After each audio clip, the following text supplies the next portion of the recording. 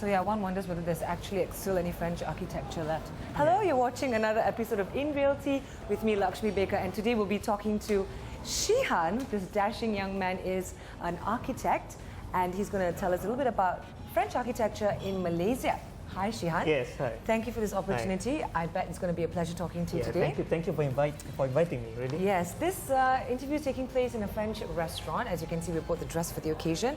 I never knew I was going to match the whole interior here, but yeah. Yes. We're looking dashing for the interview. Now, okay, Syihan, so you're an architect. Yes, and what kind of architecture do you specialize in, or is there such a, is it right for me to say that architects specialize in an area? Not to say that specializing in certain things, because you know, here, I mean, for example, as an architect, you do everything. Okay, unless you come to a point where you actually choosing certain things to do, you know, like narrow down your scope. Or, that is like a personal choice, like exactly. It's more on your it's personal, exactly. Okay. Right. So coming back to French architecture in Malaysia. French architecture. Yeah, you know, it's I really feel like a little bit like we are in France today. It's nice. Yeah, it's yes, really we nice. are, of course. Yeah. Kind of like the lacy curtains and the black and white.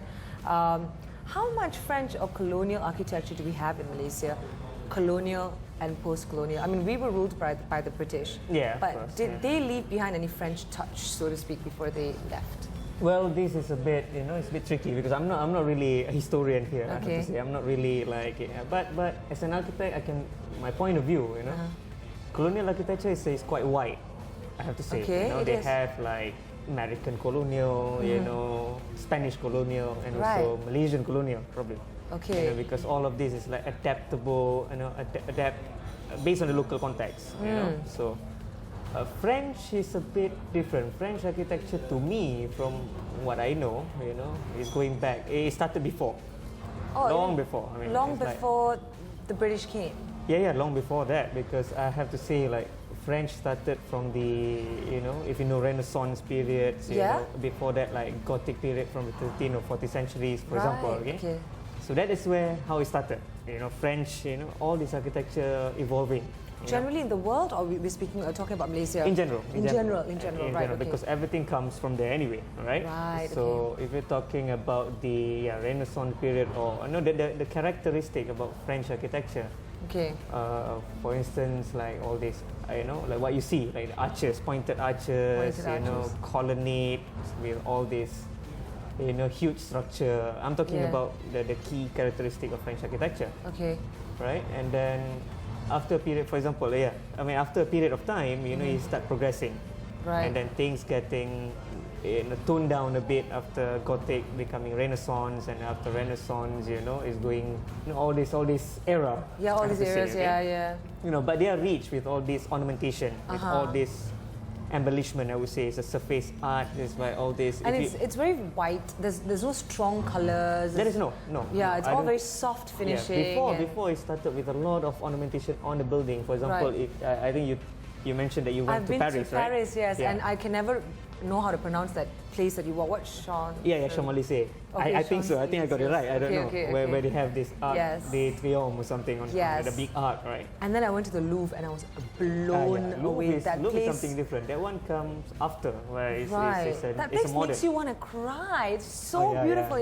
Because setting, because how it plays there between, you know, the old and new thing, right? Yeah, it's just breathtaking. No, I just came back. Actually, I went to Paris 2 months ago, in fact. And I will never miss all this thing. Okay. You know? So Notre Dame, for example, the building is like that started like on the, I think, 13th, 14th centuries, long time before, and then you see how different it is. They have all this, a lot of things on the facade, right? Yes. All this sculpture, you know, ornamentation, all those things. So that is how it started with all, but the element is still there. The big arches, you know, the big space inside. Yes, and do we have these elements in Malaysia? Is there any building that embodies or reflects this architecture? A bit of that character comes, you know, is evolved, and because Malaysia is a bit young, I have to say, you know, in terms of far as architecture is concerned. You know, but if you're talking about French architecture in Malaysia, the closest that you can see is the one that you if you know this place called Bukit Tinggi.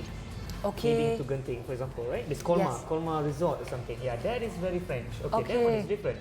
That one is actually, you know, if you're talking about the rural French or the French village, that characteristic is taken from there. Bukit Tinggi. Bukit Tinggi. Right. Because if you go to all this rural area in Paris, in France, for instance, you start to see all the small scale buildings. You know, with the different materiality on the building. You know, they start to have the exposed bricks. Stucco paint on the wall. You know. How do you think Malaysians? Do you think Malaysians like French architecture? It's very personal. I have to say, it's very personal. It is. Yeah. So far, like being an depends, architect, what kind of market do you think demands for French architecture? I mean, honestly, sometimes colonial, Victorian can seem tacky. You know, like there has been this era where everybody likes sharp, edgy, you know, I think zen. there's a style now, I have to say. But has it come back?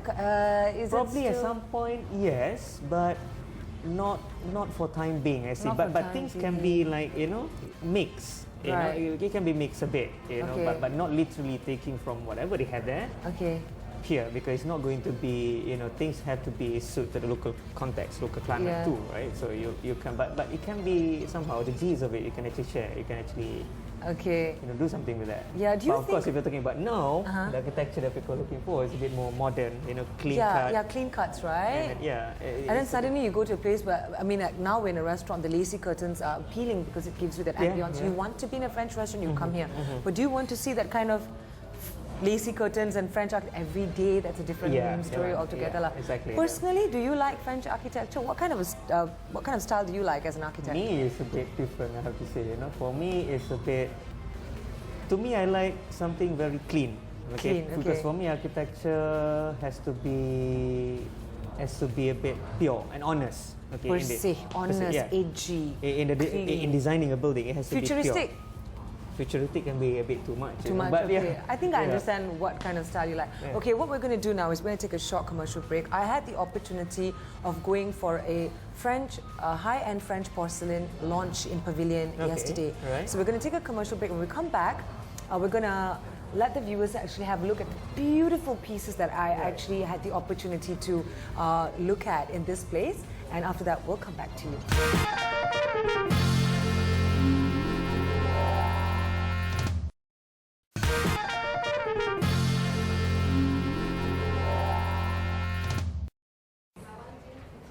Hi, I'm Lakshmi Baker, and in this episode of In Realty, we'll be talking about French porcelain art. And I'm now with Mr. Francis Chen of Franz. Thank you so much for giving me this opportunity to talk to you.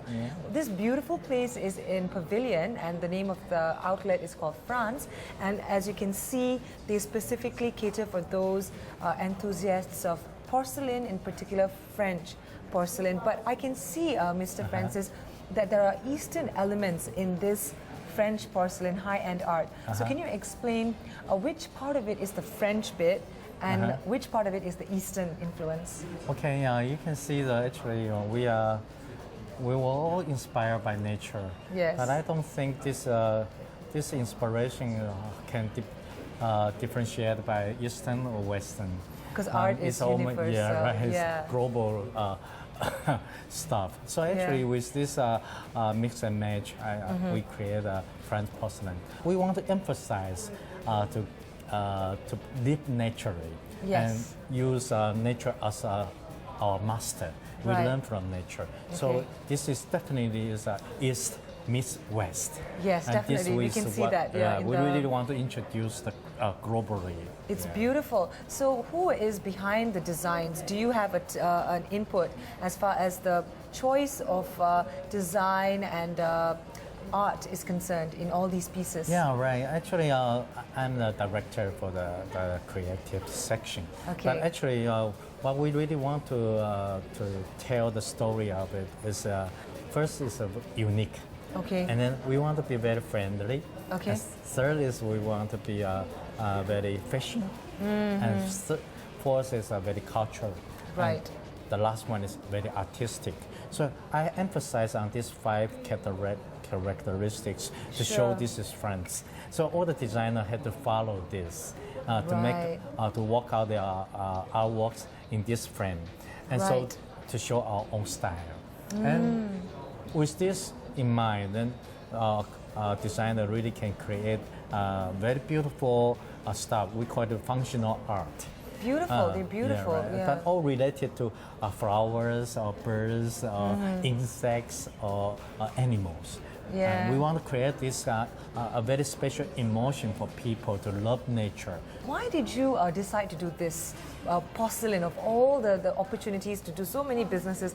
Why did you pick decorative items in the form of French porcelain stuff? Yeah, I think because people always think about, especially Oriental people always talk about functional, something to be useful. Yeah, so that we want to bring the art into life. Yes. So what we can do, if we really can put something functional objects together with artistic look, that will, I think, people will love it and appreciate it. So that's our purpose to do our products is so-called functional arts. What do you think are the challenges and the opportunities that is going to be faced in this business that you've created?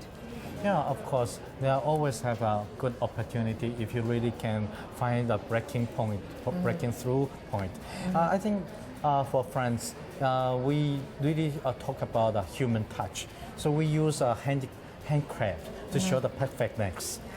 So just like all the artists are looking for perfect pieces of their master work. Yeah, so with this in mind, so we really do it, try to create a piece for people to love it forever, or even can pass it forward to their kids. That is passed down generation to generation. So yeah, maybe today is a piece of porcelain, but it's an antique for tomorrow. But this is a so-called cultural stuffs, right?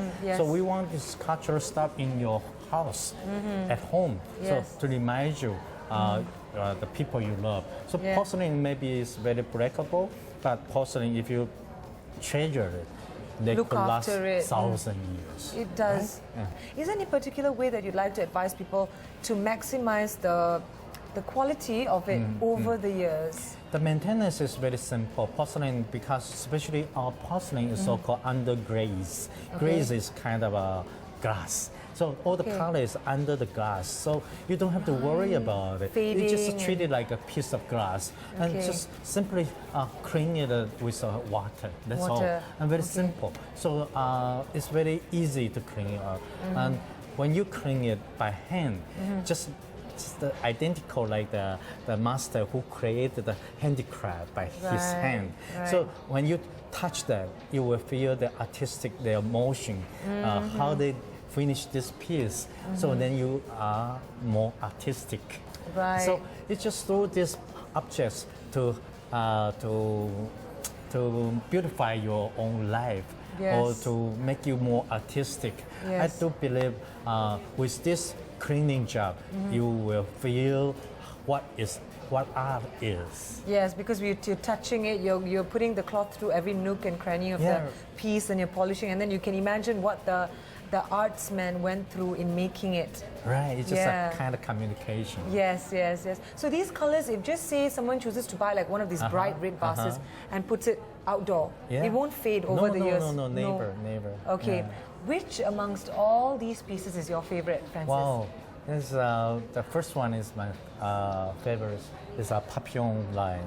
Papillon, the butterfly line. I can show you later. Yeah, you show it to me later, definitely. That's your most favorite one. What about this porcelain jewelry? Is it something that is very common in Taiwan, or is there a lot of porcelain jewelry being sold? Actually, we don't treat it as a jewelry. We treat it like a fashion accessories. Right. So if you have different moods every day, you just change your clothes and you pick up one to make me match it. So this is an accessory, and it's inexpensive, but it work out with porcelain. It's just to remind you have to protect it, to be careful. But this is in Taiwan, it's very popular, or in China too. Porcelain jewelry. Even in USA. Oh, it is not something that's new. It is catching up. The fashion sense of porcelain jewelry is catching up. Okay, is this the first and only branch, or are you planning to have more branches of France? Definitely. We just found our right partner, Desmond. Desmond is a very artistic person. Also, he is in the media industry. Right. So we think this partner really can help us to explore our brand into Malaysia. And this is our first store here. Great. So we hope we can have more. Do you have any branches internationally already? Oh, no, we sell to 56 countries. You have 56? And now we have about 5,000 or 6,000 selling points in the world. Wow, how many outlets? Our own outlets is about 200. Oh, you already have 200 outlets, so this is the And first in then- Malaysia. Yeah, the first one. But congratulations. rest of them we sell through our agents. Oh, great. I'm really glad to have this opportunity to talk to you. The porcelain pieces are beautiful. Thank you so much. I hope to go back with one piece today. Okay, Thank you, Mr. Francis. For coming. Well, that's all. Okay, Let's I talk. show you the piece which we love. I love the best. Okay. Definitely, in a moment. Okay. That's all for this segment. We will talk more about French art after this, or more about French architecture, whichever comes first, right after this commercial break.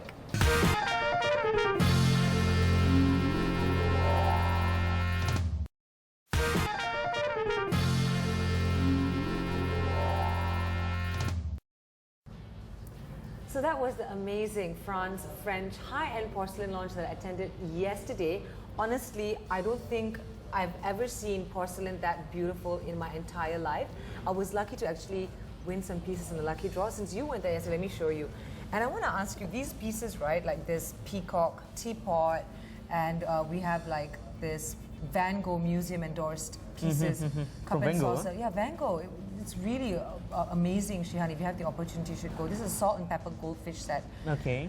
Honestly, do you see these porcelain pieces blending into Malaysian design, interior decoration, and architecture? Yeah, You know why I ask you this question? Because when they say it's a French porcelain launch, right, you think you're going to see very French kind of colors, Right, you know, right. pastel, light, soft, and then you go in there and then you see all these Asian elements This like is all goldfish, like, the color is very vibrant, I would say. and you know? peacock, and Yeah, the they elements would that they look have. amazing in Malaysian homes, don't you think? Yeah, I mean, it's more like, you know, it's like selected, like a designer stuff. Yeah, probably you can have a few, but you cannot have all of them in the Do you see know, any it's French like, elements in them? Honestly, the three pieces I showed you just now. when I see Van Gogh, yeah, you know, then I know it's coming from him somehow, Okay. you know, because, you know, Van Gogh is like famous with his artwork and paintings, you know. Yeah.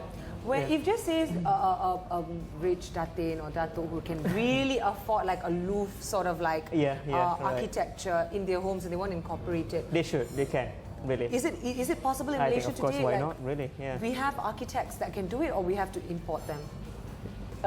It depends. It depends how French the building he wants, you know, he or she wants it to be, you know. But to me, you know, it's all about the understanding about what are the elements that they have in French architecture and French interior design, whatever, right? Yeah. So once you understand the rules, the concept, you know, the character of the French architecture itself, and then you So don't have to go basically- far away to find an architect to do it. Right. As architects, you guys are taught everything, like how to even make like statue figurines or whatever, extensions, all that can be done. It's just a matter of materials. Yeah, of course. Materials But those used. is more like a sculptural. Sculpting, you know, right, is yeah, involved. sculpting. So because do architects is more, you know, is looking after a building or probably interior design. Right. And for me personally, I design furniture as well. You know, Oh, so you do? I Okay, do that. cool.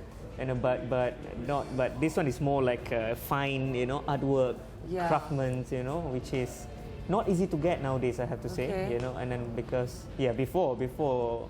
Long time before, there's a lot of craftsmen everywhere, and nowadays it's not easy to find one. And if you It's find not one, easy, right?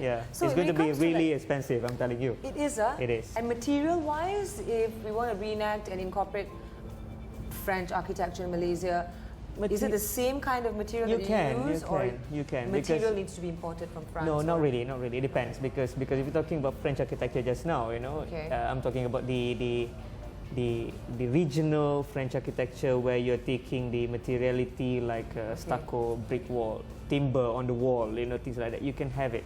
Okay. You can find it here anyway. Right. You know, so things like that. It's just like the understanding of how the architecture is, Okay. and then you do it your way, you know, locally, using local materials. Okay. Sustainability, you know, everything that way now, you know. Right, okay. So, coming back to colonial architecture, right? Okay. Now when you like drive through or walk through Petaling Street, there are still some elements of colonial architecture, and it's lovely to see. I mean, you go to Malacca, we don't have- I love that. My yeah. gosh, you know, everywhere you see it, right? So, would you know what are the key elements to differentiate between, say, French to British to Spanish, like we mentioned earlier in the show? What are the key elements? Like you look at something, you know, it's European, right? But what is very, very, what is British colonial architecture? Like if I look at it, I want to know that's British and that's not French. It's not easy to really distinguish between these two, you know. Okay. But if you're talking about, because I have to say just now when we're talking about colonial, it's more about the rhythm, the colonnade, the arches, the hierarchy of space. So because you have that also in French architecture in general. Okay. But the materiality, if you're talking about French architecture, you know, that is different. And then they start to use all these exposed block wall, exposed bricks, you know, stucco paint, which you don't actually see it in colonial architecture. Colonial architecture is more like a clean cut, you know, white, you know, and also a bit of ornamentation, which French architecture nowadays is more like you know, timber strip on the wall. Yeah, like the that. Space we're sat in right now. Very simple. This one is like is taken from the rural French village style, I have to say, and then not so much about ornamentation, about the French, you know, elements outside. But the interior, they start to have these timber strips everywhere, you know, and then the white and black tone. White and black is so French, right? Yeah. So you see, that's interesting as well. We talk about the Louvre, we talk about sculptures, we talk about all these artistic statues. That's one type of French architecture. As you said just now, it changes according to the time, to the era, and it changes also according to where it originates from. Some is like probably a royal French architecture. Some is, like you said, rural. And in Malaysia, we see a lot of, actually, if this is what you call rural French architecture, we see a lot. Which is more, you know, classic, so to speak. You know, it's and like, I would guess that's your kind of style, right? This is, you know, you feel, you know, it's different. You know, the feel that you have is a bit more, you know. A bit more relaxed. And would it be correct for me to say that a lot of this type of architecture has been incorporated into homes? It's a lot. It's quite a lot. Yeah, it's quite a lot. I have to say, it's quite a lot in Malaysia even. You know, sometimes you just drive down in Bangsa, for example, boom, you see one, you know, French architect's house, something. I don't know. You know, but it looks like it. It can be done easily. I have to say. I mean, once you understand the architecture, you understand the element, you understand the material they use. Then you can do it. Right. Okay. So back to you, in your career, how long have you been doing? Been an architect and doing this work? Now it's about 9 to 10 years already. Amazing. Everywhere. I was in Malaysia for 4 years. I was in London for 5 years. Wow. For 5 years. So everywhere. Taking here. Where do you prefer to work? Malaysia or in London? Now I have to say there's a lot of opportunity here in Malaysia. You know, so Asia is where is you know, is developing a lot now. So as an architect, you worked in London, you worked in Malaysia. Do you welcome a challenge when it comes to architectural work? Where has it been more challenging? Receiving work in the designs in KL or in London? Challenge. Challenge is a bit tricky. It's about the same everywhere, I have to say. Different challenge that you face every single day, you know? Because but it depending on the project that you do, and then the client that you deal with also is different, and also the type. The demands as far as design is concerned, the demands for design, which has been more. I have to say here is more challenging. It is. Because it's moving really fast.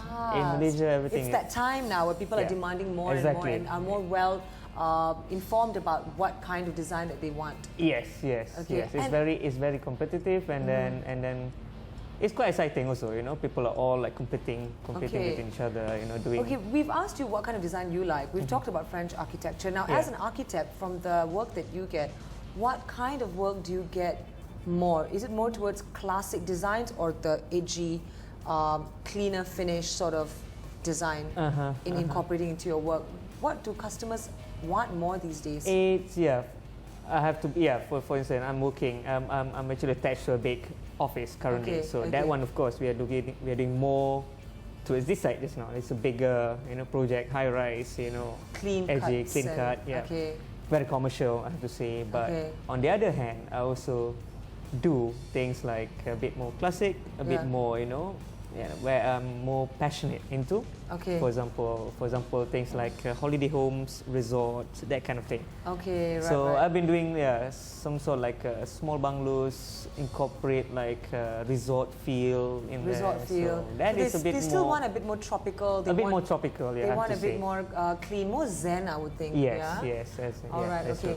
Well, we've come to the end of the interview. It's been a pleasure talking to you. You've been great. Thank you so much for giving us a lot of insight, actually, on how advanced or not French architecture is amazing, and where you can actually find them. So now when you walk around the streets of Petaling Street or anywhere in Malacca, okay, when you see colonial architecture, you're going to think, which kind of colonial architecture is it? It's not all British or all Spanish or all French. Interesting. So that's all for this episode of In Realty. Stay tuned next week when we'll be talking more about property, real estate, maybe even interior decoration. We'll find out next week, so make sure you stay tuned. Bye for me.